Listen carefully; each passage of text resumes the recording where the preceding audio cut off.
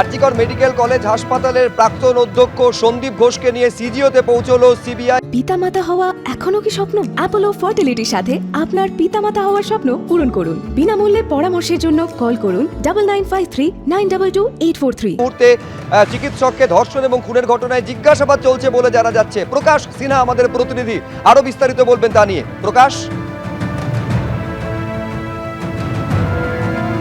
দেখো সুব্রজিৎ, আমরা দেখতে পাচ্ছি 1 ঘন্টা 10 মিনিট হয়ে গেছে। ঠিক 3:10 নাগাদ সন্দীপ ঘোষকে নিয়ে সিবিআই গোয়েন্দারা এখানে পৌঁছন এবং আমরা দেখি যে সিবিআই এর গাড়ি থেকেই সন্দীপ ঘোষকে নামানো হয়।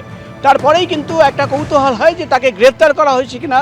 আমরা যখন এই বিষয় নিয়ে জানতে চাই তখন সিবিআই তরফে যেটা জানানো হচ্ছে যে গতকালই সন্দীপ ঘোষকে একটা নোটিশ পাঠানো হয়েছিল এবং তিনি কিন্তু নোটিশে সাড়া দিচ্ছিলেন না।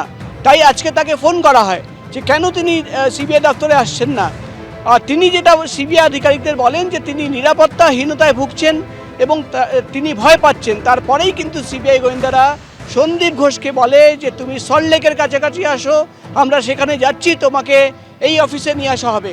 এবং তারপরেই আমরা দেখলাম ঠিক বাইপাসের সামনে যে সল্টলেকের এন্ট্রি গেট রয়েছে সেখানে পৌঁছে যান সিবিআই গোয়েন্দারা এবং সেখান থেকে সন্দীপ ঘোষ সিবিআই গাড়িতে বসেন এবং এই মুহূর্তে তাকে কিন্তু সিবিআই দপ্তরে জিজ্ঞাসাবাদ করা হচ্ছে। একাধিক প্রশ্ন রয়েছে, একাধিক অভিযোগ ছিল। তুমি জানো প্রথম দিন থেকে যে অভিযোগ ছিল যে সন্দীপ ঘোষ প্রাক্তন অধ্যক্ষ তিনি পুরোটাই জানেন এবং তার নির্দেশেই একাধিক কাজ, তুমি জানো যে অভিযোগ উঠে এসেছিল যে জায়গায় প্লেস অফ অকারেন্স রয়েছে, যেখান থেকে ডেড বডি পাওয়া গেল, পাশেই কিন্তু একটা রুম রয়েছে, সেখানে দেয়াল ভেঙে কিন্তু সংস্কারের কাজ শুরু হয়েছিল। তুমি জানো গতকাল একাধিক চিকিৎসকদের, পড়ুয়াদের তাদের কিন্তু তলব করে জিজ্ঞাসাবাদ করা হয়েছিল এবং সিবিআই তরফে দাবি করা হচ্ছে যে তাদের মুখে কিন্তু সন্দীপ ঘোষের নাম উঠে আসে, অর্থাৎ তাদের বয়ানে সন্দীপ ঘোষের নাম উঠে আসে।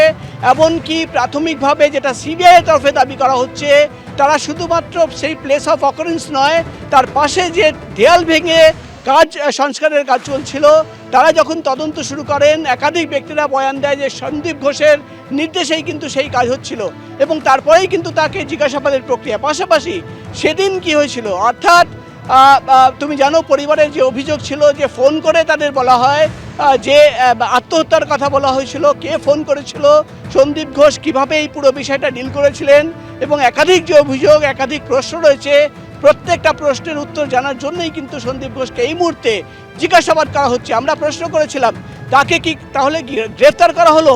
সিবিআই এর উত্তর, না, গ্রেফতার করা হয়নি। একাধিক তথ্য রয়েছে সেটা দেখিয়ে এবং যে বয়ানের কপি রয়েছে সেটা দেখিয়ে কিন্তু এই মুহূর্তে তাকে জিজ্ঞাসাবাদ করা হচ্ছে। সব মিলিয়ে তুমি জানো শুভজিৎ, প্রথম দিন থেকে সন্দীপ ঘোষের বিরুদ্ধে একাধিক অভিযোগ ছিল, তাকে কিন্তু সেখান থেকে সরিয়ে দেওয়া হয়, পরে হাইকোর্টের নির্দেশে তিনি ছুটিতে চলে যান। এই মুহূর্তে কিন্তু সেই সন্দীপ ঘোষ, তাকে কিন্তু সিবিআই দপ্তরে নিয়ে আসা হয়েছে এবং তাকে জিজ্ঞাসাবাদের প্রক্রিয়া চলছে। প্রকাশ সিনহা যেমনটা জানাচ্ছিল যে 3:10 থেকে এই জিজ্ঞাসাবাদের পর্ব শুরু হয়েছে।